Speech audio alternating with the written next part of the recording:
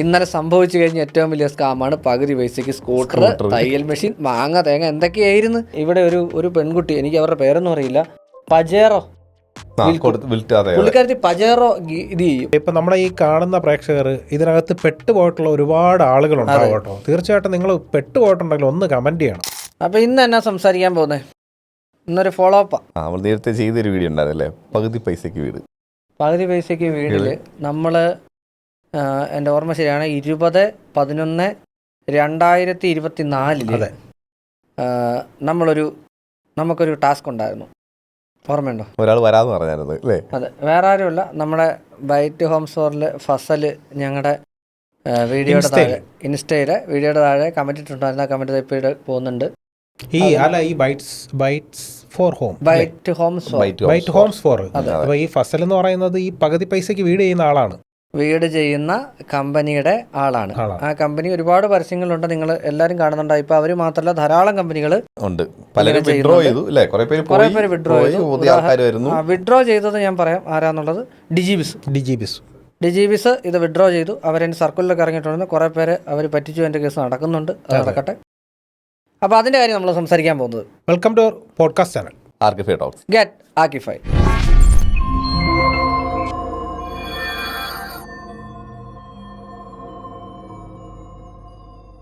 അണ്ണാ, അത് സംസാരിക്കുന്നതിന് മുന്നേ 2 ദിവസം മുന്നേ എനിക്കൊരു കോൾ വന്നിട്ടുണ്ട്. അതായത് ഈ ബിൽഡിംഗ് റിലേറ്റഡ് ആയിട്ട് ജോലിക്കാരെയൊക്കെ സപ്ലൈ ചെയ്യുന്ന ഒരു ആപ്ലിക്കേഷൻ ഉണ്ട്, പേരൊന്നും പറയുന്നില്ല. അപ്പോൾ അതിൽ നിങ്ങൾക്ക് പ്രൈം മെമ്പർഷിപ്പ് എടുക്കാം. അതിൽ നിന്ന് നിങ്ങളുടെ സറൗണ്ടിങ്സിലുള്ള നല്ല എക്സ്പെർട്ടായിട്ടുള്ള ജോലിക്കാരെ തിരഞ്ഞെടുക്കാം. അവർ വഴി നിങ്ങൾക്ക് വർക്ക് ചെയ്യിപ്പിക്കാം. അങ്ങനെ തിരഞ്ഞെടുത്ത ഒരാൾ വന്നിട്ട് ഏകദേശം ഒരു ലേഡിയുടെ ഒരു 15 ലക്ഷം രൂപ പറ്റിച്ചിട്ട് പോയി. അങ്ങനെ അത് പറഞ്ഞിട്ടാണ് എന്നെ വിളിച്ചത്, എന്ത് ചെയ്യാൻ പറ്റും എന്ന് ചോദിച്ചിട്ട്. അപ്പോൾ ഒരു ആപ്ലിക്കേഷൻ്റെ പേര് കാര്യങ്ങളൊക്കെ പറഞ്ഞു. അപ്പോൾ ഞാൻ പറഞ്ഞു അത് ആളിനെ വേണമെങ്കിൽ അതിൻ്റെ ഡയറക്ടർ പരിചയമുള്ള ആളാണ്, വേണമെങ്കിൽ ഞാൻ ഈ വിഷയം അവതരിപ്പിക്കാം, സംസാരിക്കാമെന്ന് പറഞ്ഞു. അത് വിളിച്ചു. അപ്പോൾ ഓൾറെഡി അവർക്ക് അതിനകത്ത് പരാതിക്കൊന്നും പോകാനായിട്ടുള്ള താല്പര്യമില്ല. പക്ഷേ ഈ ആപ്പിന്റെ ഉടമസ്ഥ നിരപരാധിയാണ്, അയാൾക്ക് അറിയില്ലല്ലോ ഇതിനകത്ത്, നിങ്ങൾക്ക് ഇതിനകത്ത് രജിസ്റ്റർ ചെയ്യാം, അപ്പോൾ അതുകൊണ്ട് തന്നെ അയാൾ നിരപരാധിയാണ്. അപ്പം ഇത്തരം സാധനങ്ങൾ നടക്കുന്നുണ്ട് ഇതിനകത്ത്. ബിൽഡിംഗ് കൺസ്ട്രക്ഷൻ എന്ന് പറഞ്ഞാൽ നമുക്കറിയാം, ഒരു ഭയങ്കര ഒരു സ്കാമാണ് ഇപ്പോൾ നടന്നുകൊണ്ടിരിക്കുന്നത്. അതിലൊന്നാണ് പകുതി പൈസയ്ക്ക് വീട്. നമ്മൾ പല പ്രാവശ്യം പറഞ്ഞതാണ്. നമുക്ക് അതിനെക്കുറിച്ച് കൂടുതൽ എക്സ്പ്ലെയിൻ ചെയ്യേണ്ട. ഞങ്ങൾ അന്ന് ചെയ്ത വീഡിയോയിൽ ഈ പറഞ്ഞതുപോലെ പുള്ളി വന്ന് കമന്റ് ഇട്ടു. ഞങ്ങൾ 20/11/2024 പ്രസ്തുത ദിവസം 11 മണിക്ക് ഇവിടെ എത്താൻ പറഞ്ഞു. ആളിവിടെ എത്തിയിട്ടില്ല. 20/11 കഴിഞ്ഞിട്ട് ഇന്നിപ്പോൾ ഡേറ്റ് എത്രയായി? 26/2/2025. ഞങ്ങൾ എന്തുകൊണ്ട് ഇത്രയും നാൾ താമസിച്ചു? ഞങ്ങളൊരു 3 മാസമാണല്ലോ എല്ലാത്തിനും, അല്ലേ? 3 കോൾസ് എന്നാ പറയാ. എന്ന് പറഞ്ഞാൽ 3 മാസം സമയം കൊടുത്ത ആൾ വരുവാണെങ്കിൽ വിളിച്ചോട്ടെ എന്ന് വിളിച്ചിട്ടില്ല.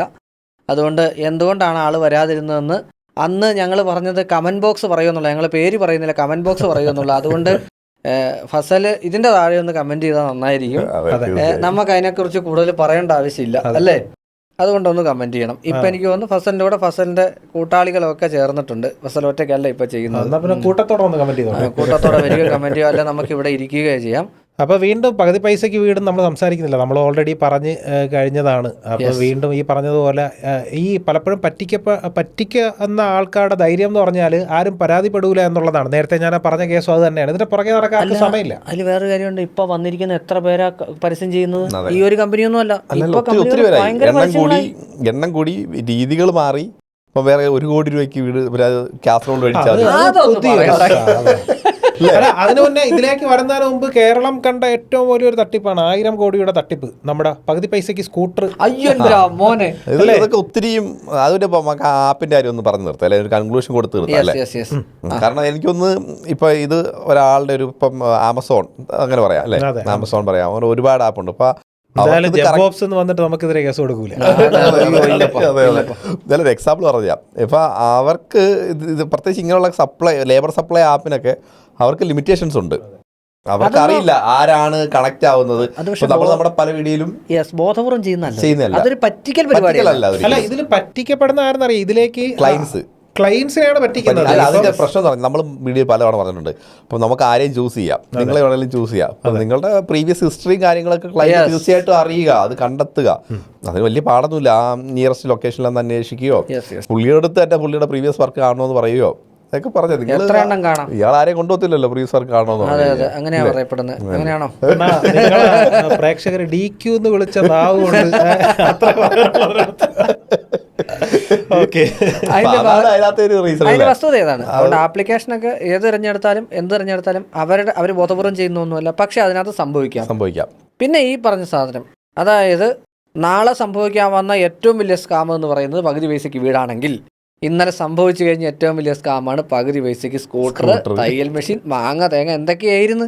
1000 കോടി ഞാൻ ഞെട്ടിപ്പോയി. അല്ല, 20 വയസ്സിലെ ടോട്ടൽ ഫോർ യു തട്ടിച്ചു പോയ ശബരിനാഥനുള്ള നാടാണ് നമ്മുടെ അടുത്ത്. അതുകൊണ്ട് ഭയങ്കര തട്ടിപ്പുകളല്ലേ, ജുവല്ലറി ബേസ് ചെയ്ത് നടന്നു നോർത്ത്. അത് മാത്രമല്ല, അതിനകത്തുള്ള സംഭവം എന്ന് വെച്ചാൽ ആൾക്കാർ എവിടെയാണ് ഇതിനൊക്കെ വന്ന് ഹുക്ക് ചെയ്യുന്നതെന്നറിയാമോ? അതിനകത്ത് കണക്ട് ചെയ്തിരിക്കുന്ന ഓരോരുത്തരും NGO വഴി കേരള ഗവൺമെന്റുമായിട്ട് അത്ര അടുപ്പമുള്ള ആൾക്കാരാണ്.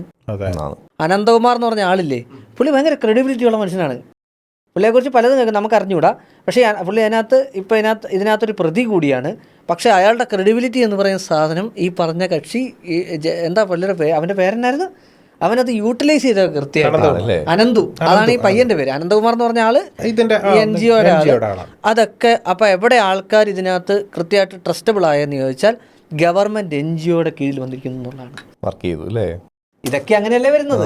എന്തൊക്കെ ചെയ്യാൻ പറ്റുന്ന ആൾക്കാർ ചിന്തിച്ചുകൊണ്ടിരിക്കുക. അതെ, ഉദാഹരണം ഞാൻ ഏറ്റവും ഈസി ആയിട്ട്, ഇതിൽ കൂടുതൽ ഞങ്ങൾക്ക് പറയാനില്ല.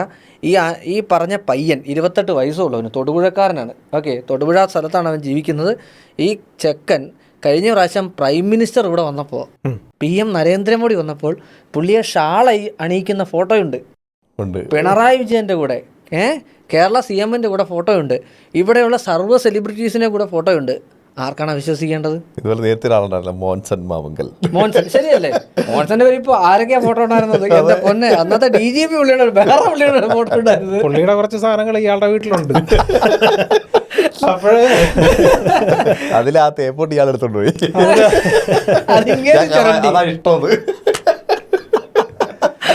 അല്ല, വീണ്ടും നമ്മൾ നേരത്തെ പറഞ്ഞ കണക്ക് സ്വർണ്ണച്ചേമ്പ്, തേങ്ങ അല്ലേ, നാഗമാണിക്യം, ഇതൊക്കെ മേടിക്കാനും മലയാളികളുടെ ജീവിതം. അല്ല, അതെന്തുകൊണ്ട് ഞാൻ പറഞ്ഞത്, നമ്മൾ ഒരാളെ ഹുക്ക് ചെയ്യുന്ന സാധനങ്ങൾ ഇതൊക്കെയാണ് അല്ലേ. ഇപ്പൊ നരേന്ദ്രമോദിയുടെ ഫോട്ടോയും കാണിച്ച് ഞാൻ നിങ്ങളുടെ അടുത്തൊന്നും പറയാം, നിങ്ങൾ തന്നെ വിചാരിക്കുന്നത് അയ്യോ നരേന്ദ്രമോദി ഇവൻ അത്ര ബന്ധമാണോ? നരേന്ദ്രമോദിയുടെ കൂടെ ഫോട്ടോഷോപ്പ് ഒന്നും അല്ലട്ടോ, ഒറിജിനൽ സാധനമാണത്. അല്ല, ഈ പറഞ്ഞ പോലെ ഇവർക്കൊന്നും അറിയില്ലല്ലോ. ഒരു പബ്ലിക് പ്ലേസിൽ വരുന്ന സമയത്ത് ഇപ്പോൾ ഈ പറഞ്ഞ കണക്ക് നമുക്ക് ഷോൺ അണിയിക്കാം. പക്ഷേ ഇവരുടെ ഇതൊക്കെ അണിയിക്കുന്ന സമയത്ത് ഇവരുടെ മനസ്സിൽ വേറെ ചിന്തകളുണ്ട്. അതെ, അല്ല, അങ്ങനെയാണ് അയാൾ അതിനെ കൃത്യമായിട്ട് ട്രാക്ക് ചെയ്തത്. അങ്ങനെയാണ് ആ സാധനം ഉണ്ടാക്കിയത്. അതിൽ വേറൊരു കാര്യം കൂടെ ഉണ്ട്. ഇപ്പം എല്ലാവരും ചോദിക്കും എനിക്കിത് ചെയ്ത് കിട്ടിയിട്ടുണ്ട്, അല്ലെ ഇന്നയാൾക്ക് ചെയ്ത് കിട്ടിയിട്ടുണ്ടല്ലോ. ആദ്യം തൊട്ടേ ഒരാൾ ഇതിന് അയാളുടെ ഇൻറ്റൻഷൻ കൃത്യമാണെന്നുണ്ടെങ്കിൽ അവൻ ആദ്യം തൊട്ടേ ഈ സാധനത്തിലോട്ട് വരില്ല. ഇയാൾ തന്നെ 100 പേരിൽ 30 പേർക്ക് ഇത് കൊടുത്തിട്ടുണ്ട്, ബാക്കി 70 പേർക്കാണ് ഇത് കിട്ടാത്തത്. ഇതിൻ്റെ മറ്റൊരു രൂപമാണ്, പല പ്രാവശ്യം ആളുകൾ പെട്ടിട്ടുണ്ടെങ്കിലും വീണ്ടും ചെന്ന് ചാടുന്നൊരു സംഗതിയാണ് മണി ചെയിൻ. അത് പിന്നെ അല്ലേ, ഇതെന്നാന്നറിയാം, ഞാനിതിനെ മനസ്സിലാക്കിയൊരു കാര്യം പറയട്ടെ. നമ്മളെ ഈ പറഞ്ഞ പോലെ ഫ്രീ തരാന്ന് പറഞ്ഞാൽ എല്ലാരും വരും. പിന്നെ അല്ലേ, നമ്മുടെ മലയാളീസിന്റെ ഒരു പ്രത്യേകത എനിക്ക് തോന്നിയിട്ടുണ്ട്. കൂടുതൽ എനിക്ക് തോന്നുന്നേ ഇത്തരം പ്രശ്നങ്ങൾ നടക്കുന്നത് നമ്മുടെ മലയാളീസിന്റെ ഇടയിലാണ് അല്ലേ. ഒരുപാട് എല്ലാത്തിനകത്ത് ചെന്ന് ചാടുന്നതാണ്, അതെന്താണെന്ന് അറിയില്ല. അതിനൊരു പേര്, നമ്മൾ ഭാഗ്യാന്വേഷികളാ. സത്യം, ശരിയല്ലേ? വർക്ക് ചെയ്യാതെ എന്തെങ്കിലും കിട്ടാൻ പറ്റുമോ? നമ്മൾ ഭയങ്കര ഭാഗ്യാന്വേഷികളാണ്. നമ്മൾ അതിങ്ങനെ തപ്പി നടക്കുന്നവരാണ്, ഇന്ന സാധനങ്ങൾ കിട്ടുമോ എന്നൊക്കെ. എനിക്കൊന്ന് അതൊക്കെയാണ് നമ്മൾ പലപ്പോഴും. അല്ല, നമുക്ക് കൺസ്ട്രക്ഷൻ മേഖലയിലേക്ക് വന്നു കഴിഞ്ഞാൽ നമുക്ക് ഈ കുറെ പ്ലാന്റ്സ് വെച്ച് കഴിഞ്ഞാൽ പെട്ടെന്ന് പണം ഉണ്ടാവും എന്ന് പറഞ്ഞ ഒരു മിത്തുണ്ട്. മണി പ്ലാന്റ് ചില വീടുകളിലൊക്കെ പോയി കഴിഞ്ഞാൽ കാടാണ് ശരിക്കും. ഇതിന് വെള്ളം വീത്താൻ പോലും ഇവരുടെ പൈസ ഇല്ല. അതാണ് ഇപ്പൊ ഇനി നമ്മൾ കാണാൻ പോകുന്ന പുതിയൊരു തട്ടിപ്പിനെ കുറിച്ചിട്ടാണ് നമ്മൾ പറയുന്നത്. അതായത് 1000 രൂപയ്ക്ക് 1 കോടിയുടെ വീട്, പോരാത്തതിനൊരു ബെൻസ് കാറ്, BMW, ഇങ്ങനെ കുറെ സാധനങ്ങളാണ് പുതിയ തട്ടിപ്പ്. എന്താ നിങ്ങളുടെ അഭിപ്രായം? ഇയാളെന്തിനാ മേടിച്ചതിന്റെ ആവശ്യം ഉണ്ടായിരുന്നു ഈ വണ്ടിയുടെ?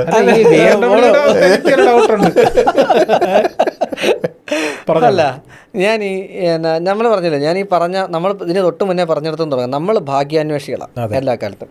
2 തരത്തിലുള്ള ആൾക്കാരാണുള്ളത്. ഒന്ന്, അവൻ്റെ ഗതികേട് കൊണ്ട് ഇതുപോലെ വീട് വിറ്റ്, ആ കടമാണെന്നുണ്ടെങ്കിൽ കടം, അല്ലെ ലോൺ ആണെങ്കിൽ ലോണ്, ആ ജപ്തി ഒഴിവാക്കി വീട് വിറ്റ് ജീവിക്കാൻ നോക്കുന്ന ഒരു വിഭാഗം. അതൊരാളെ ഉണ്ടാവുകയുള്ളൂ. രണ്ടാമത്തെ ആൾ ഇത് വരുന്നത് എങ്ങനെയാണെന്നറിയോ? ഇതിൽ നിന്നുള്ള ലാഭം നേടാനായിട്ടാണ്. എനിക്ക് ഓർമ്മയുണ്ട്, ഞാൻ ഇതിനു മുന്നേ നമ്മുടെ അരുണായിട്ട് സംസാരിച്ചപ്പോൾ നമ്മൾ പറഞ്ഞ ഇവിടെ ഒരു പെൺകുട്ടി, എനിക്ക് അവരുടെ പേരൊന്നും അറിയില്ല, പജേറോ പുള്ളിക്കാരത്തി പജേറോ ഇത് ചെയ്യും.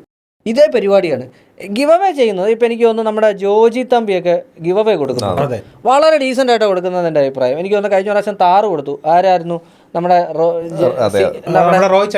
പുള്ളിയായിട്ടായിരുന്നു ഒരു താറ് കൊടുത്തു. ഒന്നുമില്ല, ലൈക്കും ഷെയർ ചെയ്യാൻ കൊടുത്താൽ മതി, അതിനകത്ത് ഒരാൾക്ക് താറ് കിട്ടും. എനിക്ക് തോന്നുന്നു ജോജി അത് കറക്റ്റായിട്ട് ട്രാക്ക് ചെയ്യുന്നുണ്ട്. കാര്യം പുള്ളിയുടെ ഓരോന്നും കൃത്യമായിട്ട് ആൾക്കാരിൽ എത്തുന്നത് നമ്മൾ നേരിട്ട് കാണുന്നുണ്ട്. ഇതെന്ന് വെച്ചാൽ പജേറോ കൊടുക്കാണ്. എനിക്ക് തോന്നുന്നു പഴയ പജേറോ എൻ്റെ ഇപ്പം ഇല്ലല്ലോ. ഞാനത് പലയിടത്തും അന്വേഷിച്ചപ്പോൾ ഒരു 7 ലക്ഷം രൂപയുടെ വണ്ടിയാണ് ഇത്. ഇതിന് 1000 രൂപ വെച്ച് കൂപ്പൺ എടുക്കുക ചെയ്യുന്നത്. 1000 രൂപ വെച്ച് കൂപ്പൺ എടുത്തു കഴിഞ്ഞാൽ ഇത്രയും ദിവസത്തിന് ഇത്ര കൂപ്പൺ വന്നു, അതിനകത്ത് നിന്ന് ഒരാൾക്കാണ് പജാർ കൊടുക്കുന്നത്. ഈ 7 ലക്ഷം രൂപയുടെ സാധനം ഇവർക്ക് കിട്ടുന്നത് 20-30 ലക്ഷമാണ് എന്ന് പറഞ്ഞ പോലെയാണ് ഈ വീട്. ശരിയല്ലേ? തീർച്ചയായിട്ടും. ആദ്യത്തെ ടൈമിൽ എനിക്ക് തോന്നുന്നു തിരുവനന്തപുരം ജില്ലയിലായിരുന്നു തോന്നുന്നു അങ്ങനെ ഫസ്റ്റ് ഒരു വീഡിയോ വന്നു. അതായത് ഒരാൾ കടത്തിൽ മുങ്ങിയിട്ട് അയാൾക്ക് കൊടുക്കാൻ നിവർത്തിയില്ലാന്നൊക്കെ പറഞ്ഞിട്ട് അതൊരു ട്രെൻഡായി. എല്ലാവരും കടത്തിലാണ്. അല്ല, അത് ശരിയാ, അത് ഓക്കെ, അത് നമുക്ക് ജെനുവിനാന്ന് വെച്ചാൽ. പക്ഷെ ഞാൻ ആലോചിക്കുന്നതല്ല, ഒരു ബെൻസ് കാറ് വീട് കേട്ട് ഇതൊരു ട്രെൻഡാക്കി. അല്ല, ഇതിന് നിയമം അനുശാസിക്കുന്നുണ്ട്. അന്ന് എനിക്ക് തോന്നുന്നു ഇപ്പം ഒന്ന് റീതിങ്ക് ചെയ്യേണ്ടിയിരിക്കുന്നു, അന്ന് സത്യമാണോ എന്നുള്ളത്. അന്നത്തെയും കൂടെ കാര്യം ഇതിനകത്ത് രണ്ട് അല്ല, ആദ്യത്താണ് നമുക്ക് വിടാം. പക്ഷെ ഇതിനകത്ത് ഞാൻ പറഞ്ഞില്ലേ, ഇതിനകത്ത് ഈ പറഞ്ഞതുപോലെ നമ്മൾ ആദ്യം സംസാരിച്ച പോലെ ഇതിന് നിയമപരമായിട്ടുള്ള ലീഗലി ഇത് അതിനെക്കുറിച്ച് വ്യക്തമായി അറിയത്തില്ല. അപ്പം പക്ഷേ ഇതൊരു പ്രോഡക്റ്റ് സെല്ല് ചെയ്തുകൊണ്ട് അതുവഴി നറുക്കെടുക്കാനുള്ള ഓപ്ഷൻസ് എന്തെങ്കിലും കാണും. അതുകൊണ്ടാണ് അല്ലെങ്കിൽ ഇത്രത്തോളം സോഷ്യൽ മീഡിയയിലേക്കൂടെ ഒന്നും വരില്ല. സത്യമാണ്, വൈഡ് സ്പ്രെഡ് ചെയ്ത് ചെയ്യൂല. നമ്മുടെ ഒരു കണക്കിന് പ്രകാരം ഏതാണ്ട് 130 കോടി രൂപ ലോട്ടറി വരുമാനം ഉണ്ടോ. നമ്മുടെ ഏറ്റവും വലിയ വരുമാനങ്ങളിലൊന്നും ലോട്ടറി ഇതിൽ പെടുത്താൻ വേണമെങ്കിൽ അല്ലേ, ആ രീതിക്കാണ് വന്നിരിക്കുന്നത്. അങ്ങനെ ലോട്ടറി എടുക്കുന്ന ആ 100% ആൾക്കാരും ഇതും ചെയ്യും. അതെ, ഇത് നേരത്തെ പറഞ്ഞ പോലെ ഇതൊരു ഭാഗ്യാന്വേഷണമാണ്. പോയാൽ 1000, കിട്ടിയാൽ 1 കോടി. 1000 രൂപയിലുള്ള ഒരാൾക്ക്. പക്ഷെ അവിടെയാണ് ഇതിന്റെ ബാക്കിയുള്ള കളി കിടക്കുന്നത്. ഇത് കിട്ടുന്ന ആൾക്ക് 1 കോടിയാണോ 2 കോടിയാണോ എത്ര കോടികളാണെന്നുള്ളത് അല്ല, അതൊരു ഇപ്പൊ അവരൊക്കെ ബിസിനസ് ആയിട്ടാണ് ചെയ്യുന്നത്. അപ്പൊ അതിനകത്ത് പ്രോഫിറ്റ് ഉണ്ടാവും, ചിലപ്പോൾ ലോസ് ഉണ്ടാവും. അത് അങ്ങനെയാണ് അല്ലേ, ഒരു ബിസിനസ്സാണ്. പിന്നെ ഈ പറഞ്ഞതുപോലെ ഇതിൽ പോയാൽ 1000 പോവുള്ളൂ അല്ല, അതിൽ പോകുന്ന ലക്ഷങ്ങളാണ്. അതെ, അത് ശരിയാണ്. അതിനകത്ത് ശരിയാ, ചെറിയ എമൗണ്ടേ പോകത്തുള്ളൂ. പറഞ്ഞു കഴിഞ്ഞാൽ ഒരു സ്വപ്നം തച്ചുടക്കുകയാണ്. പകുതി പൈസ കൊടുത്തൊരു വീട് എന്ന് പറഞ്ഞിട്ട് പൈസ കൊണ്ട് ഇടുമ്പോഴത്തേക്ക് അവിടെ കഴിഞ്ഞു, ആ മനുഷ്യന്റെ എല്ലാ സാധനങ്ങളും അവിടെ കഴിഞ്ഞു പോയി കഴിഞ്ഞാൽ പോയി. അല്ല, അതൊരു വീട് അങ്ങനെ ആവുന്നു പോലുമില്ല. ഞാൻ പറഞ്ഞില്ല, അവർ 3-4 എണ്ണം കാണിച്ചിട്ട് ഇത്രേ ഉള്ളൂ. നിങ്ങൾ എത്ര ചിന്തിച്ചാൽ നമ്മൾ പലപ്പോഴും പറയുന്നതാണ്, നമ്മൾക്ക് 1000 രൂപ ആവശ്യമുണ്ട്, 500 രൂപ വന്നിട്ട് ആ 500 രൂപയിൽ ബാക്കി 500 നിങ്ങളുടെ കയ്യിൽ നിന്നിട്ട് ആവശ്യം നിർവഹിച്ചോളാൻ പറഞ്ഞു കഴിഞ്ഞാൽ ഒരു പ്രാവശ്യം സാധിക്കും. അതെ, ശരി, 100 പ്രാവശ്യം സാധിക്കുമോ? എപ്പോഴും പറ്റുന്ന കാര്യമല്ലല്ലോ. ഇല്ല, അല്ലെന്നുണ്ടെങ്കിൽ അത് എവിടുന്നാണ് ഫണ്ട് എന്നുള്ളത് കൃത്യമായിട്ട് നമുക്കറിയാം. ഒരുപാട് കമ്പനികൾ ഇതിൽ നിന്ന് പിന്മാറിയിട്ടുണ്ട്. ഇപ്പൊ ഡിജിബിസ് പോലുള്ള കമ്പനികൾ ഒഫീഷ്യലി തന്നെ അവർ പറഞ്ഞു നമുക്ക് ഇങ്ങനെ ചെയ്യാൻ പറ്റില്ല എന്ന് അവർ പറഞ്ഞു കഴിഞ്ഞു. ഇപ്പോഴും അതിന്റെ പുറകിൽ കുറെ ആൾക്കാർ പെട്ട് കേസ് കാര്യങ്ങളൊക്കെ ഒരുപാട് കേസ് കിടക്കുന്നുണ്ട്. അതെ, ഇപ്പൊ അടുത്ത സമയത്ത് തന്നെ ആലപ്പുഴയെന്ന് ഒരു പയ്യൻ എന്നെ വിളിച്ചു. പുള്ളി പകുതി പൈസക്ക് വീട് എന്ന് പറഞ്ഞാൽ 25 ലക്ഷം രൂപ കൊടുത്തു, ബേസ്മെന്റ് പോലും ആയിട്ടില്ല. ചേട്ടാ, അന്ന് ഞാൻ നോക്കുമ്പോൾ അവർ കുറച്ച് പ്രോജക്റ്റുകളൊക്കെ ചെയ്തു തുടങ്ങിയിട്ടുണ്ടായിരുന്നു. ഇന്ന് അവിടെ ചെന്നപ്പോൾ എല്ലാം പെട്ട് കിടക്കുവാണ്, ഒരു പ്രോജക്റ്റും കംപ്ലീറ്റ് ചെയ്തിട്ടില്ല.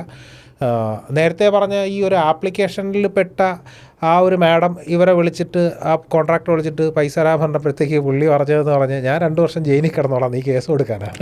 അതെ, അതാണ് അവസ്ഥ. ഇതിലൊന്നും ഒരു ഇത് വരില്ല എന്ന് അവർക്ക് ഉറപ്പാണ്. ഉദാഹരണം, കടം മേടിച്ചിട്ട് ഒരുപക്ഷെ എല്ലാവർക്കും അറിയാവുന്നതായിരിക്കും, പക്ഷേങ്കിൽ പോലും ഇപ്പോൾ ഞാൻ സുനീറിന് ഒരു 5 ലക്ഷം രൂപ കൊടുക്കാനുണ്ട്, വേണ്ട 1000 രൂപ കൊടുക്കാനുണ്ട്. സുനീറിന് എൻ്റെ പേരിൽ കോടതിയിലാണ് കേസിന് പോകാൻ പറ്റുക. അതെ, പോലീസ് സ്റ്റേഷൻ ചെന്ന് കഴിഞ്ഞാൽ അവിടെ SI വിളിച്ചിട്ട് പറയുകയാണ്, എടോ ഇയാളുടെ പൈസ ഞാൻ പോടാന്ന് പറയും. അതെ, ചിലരൊക്കെ സെറ്റിൽമെന്റിലേക്ക് പോകും. എന്നാലും അത് വകുപ്പില്ലേ, പേടിച്ചിട്ട് നിയമപരമായിട്ട് അതിന് വകുപ്പില്ല. അല്ല, അവര് ഒരു സ്റ്റേജ് കഴിയുമ്പോൾ അവർ പറയല്ലോ നിങ്ങൾ കേസ് പോലീസ് സ്റ്റേഷൻ അവരുടെ ശ്രമം നടത്തും, സെറ്റിൽമെന്റ് ശ്രമം നടത്തും. അവർക്ക് വേറെ ഒന്നും പറ്റില്ലാത്തതുകൊണ്ട്. പക്ഷെ അവിടെ നിന്ന് നമുക്ക് കോടതിയിൽ പോയി കഴിഞ്ഞാൽ പിന്നെ പിന്നെ ഇതൊക്കെ ചെക്ക് അനന്തമായി നീണ്ടു. അല്ല, ഈ ഒരൊറ്റ കാര്യം, ഇപ്പം നമ്മുടെ ഈ കാണുന്ന പ്രേക്ഷകർ ഇതിനകത്ത് പെട്ടുപോയിട്ടുള്ള ഒരുപാട് ആളുകളുണ്ടാവും കേട്ടോ. തീർച്ചയായിട്ടും നിങ്ങൾ പെട്ടുപോയിട്ടുണ്ടെങ്കിൽ ഒന്ന് കമൻറ്റ് ചെയ്യണം. കാര്യം ഇത് നമ്മളിത് നിരന്തരം പറഞ്ഞുകൊണ്ടിരിക്കുന്നതാണ് അല്ലേ, നിരന്തരം നമ്മൾ ഉണർത്തിക്കൊണ്ടിരിക്കുന്ന ഒരു വിഷയമാണ്. അപ്പം ഇതൊക്കെ പറയുന്നത് നമുക്കറിയാം, ഒരു വീടെന്നൊരു സ്വപ്നത്തിലേക്ക് എങ്ങനെയാണ് ഓരോ ആൾക്കാരും കടന്നു വരുന്ന എന്നുള്ളത്. പല ആളുകളും എന്താ പറയുക, നല്ല രീതിയിൽ ലോണൊക്കെ എടുത്തിട്ടാണ് ചെയ്യുന്നത്. അപ്പോൾ അവർക്കൊക്കെ ചിലപ്പോൾ അയ്യോ എന്നാൽ ഇത്ര പൈസ ഇവിടെ കൊടുത്തുകൂടായിരുന്നു എന്നുള്ളൊരു ചിന്ത വരും. ഇപ്പോൾ അരുണിനെ സംബന്ധിച്ചിടത്തോളം അരുണിൻ്റെ വൈഫ് SBIയിൽ ലോണിൻ്റെ സെക്ഷനിലാണ് വർക്ക് ചെയ്യുന്നത് അല്ലേ. അപ്പോൾ ശരിക്കും അവർക്കൊക്കെയാണ് ഇത് ഈസി ആയിട്ട് ചെയ്യാൻ പറ്റുന്നത്. പകുതി പൈസയ്ക്കോ അല്ലെങ്കിൽ 75% പൈസയ്ക്കൊക്കെ വീട് ചെയ്ത് കൊടുക്കാൻ പറ്റുന്നത്. അവരൊന്നും ഒരിക്കലും ചെയ്യില്ല, ചെയ്യാൻ പറ്റില്ല. അല്ല, അത് എപ്പോഴും കറക്റ്റായിട്ട് നമ്മുടെ പ്രോപ്പർട്ടി വാല്യൂഷൻ ഒക്കെ എടുത്തിട്ടല്ലേ അത്. അല്ല, ലോൺ ഞാൻ പറഞ്ഞില്ല, പല ആൾക്കാരും പറയും വീട് ലോണിൽ വെച്ച് കൊടുക്കുമ്പോഴത്തേക്കും പലരും പറയാറുണ്ട് ലോൺ എടുത്ത് വെച്ച് കൊടുത്താൽ കുടുംബം മുടിക്കുമെന്ന്. 90% ഈ ലോകത്ത് താമസിച്ച് 95% ആൾക്കാരും ലോണിലാണ് എല്ലാ കാര്യങ്ങളും നിർവഹിക്കുന്നത് ആണല്ലോ. അല്ല, അത് പ്രോപ്പർ മാനേജ്മെന്റ് ഇല്ലാത്തതുകൊണ്ടാണ് കുടുംബം സംഭവിക്കുന്നത്. അല്ലാതെ പ്രോപ്പറായിട്ടൊന്നും മാനേജ് ചെയ്തോന്നവർക്ക് അങ്ങനെ വിഷയങ്ങളില്ല. ഇല്ല, ഇപ്പം ലോൺ എടുത്തു എന്ന് പറഞ്ഞാലും അത് കൃത്യമായിട്ട് മാനേജ് ചെയ്ത് പോകുന്നുണ്ട്. പിന്നെ ഒരു ബാങ്കിൻ്റെ അവരുടെ വരുമാനം എന്ന് പറയുന്നതും ലോണിൽ നിന്ന് വരുന്ന ഇൻട്രസ്റ്റ് തന്നെയാണ്, വേറെ ഒന്നുമല്ല. അവരും അത് കൊടുക്കാനായിട്ട് താല്പര്യപ്പെടുന്നവരാണ്. പിന്നെ അതൊക്കെ ഡിപ്പെൻസ് ആണ്. അങ്ങനെ ചെയ്തു കഴിഞ്ഞാൽ നിങ്ങൾക്ക് സമാധാനമായിട്ട് മാക്സിമം പോയി കഴിഞ്ഞാൽ നിങ്ങളുടെ വീടിന് എന്തെങ്കിലും അതവർ ഇത് ചെയ്യുമെന്നല്ലാതെ വേറെ ഒന്നും സംഭവിക്കും. മറ്റേതെന്ന് പറഞ്ഞാൽ അത് മാത്രമാണോ ഈ വീട് നടക്കാൻ പോകുന്നുണ്ടോ? ഇല്ല. ഇതിൻ്റെ പുറകെയുള്ള അലച്ചിൽ, ബഹളം. ഇപ്പം വേറൊരു ഗുണമുണ്ടേ, ഇപ്പം അവർ ചെക്ക് വാങ്ങിക്കുന്നില്ലെന്നാണ് ഇപ്പം പരസ്യങ്ങളിൽ പറഞ്ഞുകൊണ്ടിരിക്കുന്നത്. ചെക്ക് വാങ്ങിക്കുന്നില്ലെന്നാണ് പറഞ്ഞുകൊണ്ടിരിക്കുന്നത്. പകരം എന്താ ചെയ്യുക? പകരം അവർ ഇങ്ങനെയാണ്, ചെക്ക് ഞങ്ങൾ ബ്ലാങ്ക് ചെക്ക് വാങ്ങിക്കുന്നതെന്ന് ആദ്യകാലത്ത് ബ്ലാങ്ക് ചെക്ക് ആയിരുന്നേ, ഡൗട്ടൊന്നുമില്ല. ആദ്യം ബ്ലാങ്ക് ചെക്ക് തന്നെയായിരുന്നു. അതിനുശേഷം നമ്മൾ വീഡിയോ കേസൊക്കെ ചെയ്ത് കഴിഞ്ഞപ്പം ബ്ലാങ്ക് ചെക്ക് മാറ്റിയിട്ട് എമൗണ്ട് എഴുതി ചെക്ക് മേടിക്കാമെന്നാണ് പറയുന്നത്. എമൗണ്ട് എഴുതി ചെക്ക്, അല്ലെങ്കിൽ ബ്ലാങ്ക് ചെക്കിന് ലീഗൽ സപ്പോർട്ട് ഇല്ല. നിങ്ങൾ വേറൊരു കാര്യം ശ്രദ്ധിച്ചിട്ടുണ്ടോ? ഇത്തരം ഒരു കമ്പനികളും കൺസ്ട്രക്ഷൻ മേഖലയിൽ നിൽക്കുന്ന ആരെക്കൊണ്ടും ഇതിൻ്റെ വീഡിയോസോ കാര്യങ്ങളൊന്നും ചെയ്ത് കാര്യം ചോദ്യം വരും. ഇത് മിക്കവാറും അറിഞ്ഞുകൂടാത്ത അല്ലെങ്കിൽ ഈ മേഖലയെക്കുറിച്ചിട്ട് അറിഞ്ഞുകൂടാത്ത ആളുകളിലേക്കാണ് ഇവരിത് പരസ്യം ചെയ്യുന്നത്. പ്രത്യേകിച്ചും ഞാൻ എപ്പോഴും ആലോചിക്കുന്നുണ്ട്, ഈ ഒരു സാധനമൊക്കെ ഈ ഫിലിമിൻ്റെ പ്രൊമോഷനിലൊക്കെയാണ് സ്റ്റാർട്ടിങ്ങിൽ പറയുന്നത്. ക്രെഡിബിലിറ്റി, അതെ, അവിടെയാണ് ക്രെഡിബിലിറ്റി ബിൽഡ് ചെയ്യുന്നത്. എന്തുകൊണ്ട്? ഇപ്പോൾ ഞാനെന്ന് പറഞ്ഞില്ലേ, ദിലീപ് എന്ന് പറയുന്ന നടൻ്റെ ബാക്കിലുള്ള LED ബോർഡിലാണ് ഇത് പോയിക്കൊണ്ടിരിക്കണേ. ദിലീപിനെ സംബന്ധിച്ചിടത്തോളം പുള്ളി വന്നിരിക്കുന്നത് ഒരു പ്രോജക്റ്റ് ഇത് ചെയ്യാനായിട്ടാണ്. അതിൻ്റെ കാര്യം പറഞ്ഞു. അതിനിടയ്ക്ക് ആങ്കറായിട്ടുള്ള ആ ലേഡിയാണ് പറയുന്നത് ഇതിനെക്കുറിച്ച്. പുള്ളിക്കാരൻ അത് കേട്ടിട്ട് ചിരിക്കുന്നു. കാര്യം പുള്ളിക്കാരൻ അത് ചെയ്താൽ മതി, അത്ര തന്നെയുള്ളൂ എന്ന് പറഞ്ഞ പോലെ അവരവിടെ ബിൽഡ് ചെയ്തെടുക്കുന്നത് ക്രെഡിബിലിറ്റിയാണ്. അവർ മനോരമയുടെ പ്രദർശനത്തിന് ബിൽഡ് ചെയ്തെടുക്കുന്നതും ക്രെഡിബിലിറ്റിയാണ്. എന്തുകൊണ്ടാണ്? ഈ പറഞ്ഞ സ്ഥലത്തൊക്കെ അവരുണ്ടായിരുന്നു. അടുത്ത സമയത്ത് ഈ ഒരു ടീം തന്നെ നമ്മുടെ കോഴിക്കോടോ എവിടെ വെച്ചിട്ട് വലിയൊരു പ്രോഗ്രാം ഇവരാണ് കണ്ടക്ട് ചെയ്തത്. അതായത് മെയിൻ സ്പോൺസർ ഇവരായിരുന്നു. അന്ന് ഞാൻ അറിഞ്ഞത് സദസ്സിൽ ഇതിനെക്കുറിച്ചിട്ട് 1-2 ചോദ്യങ്ങൾ വന്നു. സോഷ്യൽ മീഡിയയിൽ ഇതിനെക്കുറിച്ചിട്ട് നെഗറ്റീവ് വന്നപ്പോൾ ഇല്ല എന്ന് പറഞ്ഞിട്ട് പുള്ളി ഫ്രീ ആയിട്ട് ഊരി പോവുകയാണ് ഇത്. അപ്പോൾ അത്ര തന്നെയുള്ളൂ. അതായത് അറിയാത്ത ആളുകളിലേക്ക് മാക്സിമം ഇത് ഇഞ്ചെക്ട് ചെയ്യുക എന്നുള്ളതാണ്. അറിയാവുന്ന ഒരാളെ സംബന്ധിച്ചിടത്തോളം ഈ പറയുന്ന കമ്പനികളിലൊക്കെ ഞാൻ ഫോൺ ചെയ്ത് ചോദിച്ചിട്ടുണ്ട്. അവർക്കൊരു ടൈമിലേക്ക് അവർക്ക് അറിയാം, അവരപ്പോഴും അത് കൂടുതൽ കാര്യങ്ങളൊന്നും അവർ പറയാണ്ട് ഫോൺ കട്ട് ചെയ്യും. അത്ര തന്നെ ഉള്ളത്. പിന്നെ വേറെ കാര്യം, ഇപ്പം ഞാൻ ഈ ഇടയ്ക്കും പുതിയ ഒരുപാട് കമ്പനികൾ ഇതിൽ നിന്ന് വരുന്നുണ്ട്. ഒത്തിരി കമ്പനികൾ പുതുതായിട്ട് ഇതേ മോഡൽ ചെയ്ത് വരുന്നുണ്ട്. ആ ഇടയ്ക്കൊരു ലേഡി, ഒരു ഇൻസ്റ്റാഗ്രാം വീഡിയോ ചെയ്യുന്ന ഒരു ലേഡിയാണ്, എനിക്ക് തോന്നുന്ന മലബാറിലും കണ്ടുള്ള. ഞാൻ അതിൻ്റെ താഴെ കൊണ്ട് കമൻറ്റ് ചെയ്തു, ഇനി സംഭവിക്കാൻ പോകുന്ന ഏറ്റവും വലിയ സ്കാം ഇതാണ്. ഇപ്പം നമ്മളിപ്പോൾ കണ്ട സ്കാം സ്കൂട്ടർ അത് തന്നെ, ഞാൻ ഈ പറഞ്ഞ സാധനം തന്നെ കമൻറ്റ് ചെയ്തു. അപ്പോൾ അതിൻ്റെ താഴെ ആ ലേഡി പറഞ്ഞിട്ടായിരിക്കാം ഒരു പക്ഷേ അത് ആ കമ്പനിക്കാർ കണ്ടിരിക്കാം. ആ കമ്പനിക്കാർ വന്ന കമ്പനി, ഞങ്ങൾ അങ്ങനെയൊന്നുമില്ല, നിങ്ങൾക്ക് എന്തെങ്കിലും സംശയങ്ങളുണ്ടെന്നുണ്ടെങ്കിൽ ഞങ്ങളെ വിളിച്ച് കഴിഞ്ഞാൽ കൃത്യമായിട്ട്. ഇപ്പം ഞാൻ എൻ്റെ താഴെയിട്ട് എനിക്ക് ഒരാവശ്യമില്ല നിങ്ങളെ വിളിക്കേണ്ടത്. ഞാൻ എൻ്റെ ഒരു ഇൻഫർമേഷൻ ഇവിടെ ഒരു പബ്ലിക് പ്ലാറ്റ്ഫോം ആയതുകൊണ്ട്, ഞാനത് ചെയ്ത ഒരാളായതുകൊണ്ട് ഞാനത് കമൻറ്റ് ചെയ്തതാണ്. എനിക്ക് നിങ്ങളെ വിളിക്കേണ്ട ആവശ്യമില്ല, നിങ്ങൾക്ക് എന്തെങ്കിലും പറയാണ്ട് എന്നെ വിളിച്ചോളൂ എന്ന് പറഞ്ഞിട്ട് ഞാനവിടെ താഴെ ആ കമൻറ്റ് പേസ്റ്റ് ചെയ്തിടുക ചെയ്തിരുന്നത്. അത് തന്നെയാണ് നമുക്ക് ഇവിടെയും പറയാനുള്ളത്. നിങ്ങൾക്ക് പറയാനുണ്ട് നേരിട്ട് ഒന്ന് പറയാം.